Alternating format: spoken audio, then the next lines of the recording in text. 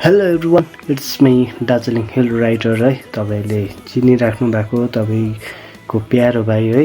अनि तपाईँले राइट भन्नुहुँदै थियो, बाइक राइड भन्नुहुँदै थियो है, सोलो राइड।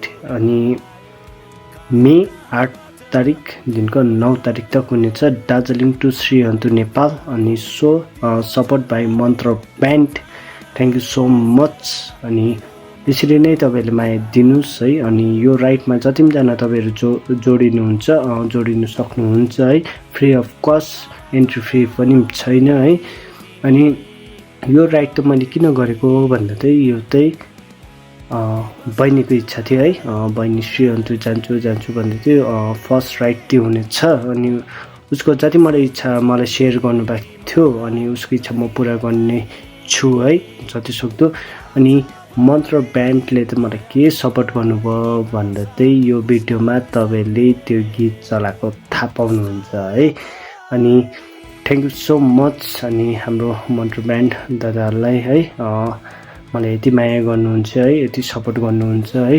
अनि यसरी नै तपाईँहरूको भाइलाई सपोर्ट गर्नुहोस्, Darjeeling hill rider 2.0लाई।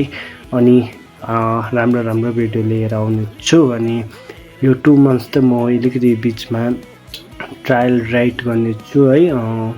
Like Darjeeling to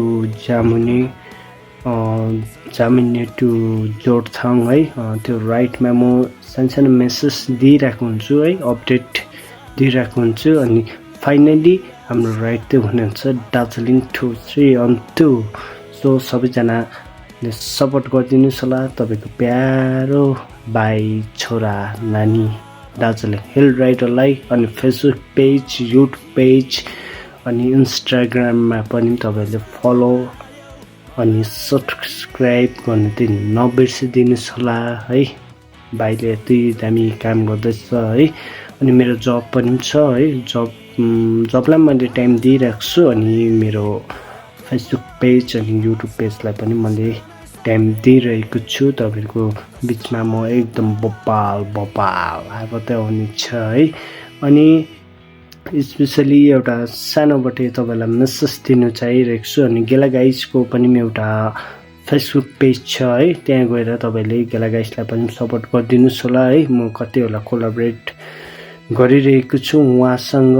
अनि गेला गाइसलाई पनि तपाईँले सपोर्ट गरिदिनुहोस् होला। म मेरो फेसबुक अनि इन्स्टामा म तपाईँहरूको लिङ्क हाल्ने छु है। गेला गाइसलाई पनि जति मलाई माया गर्नुभएको छ त्यति माया गरिदिनुहोस् होला।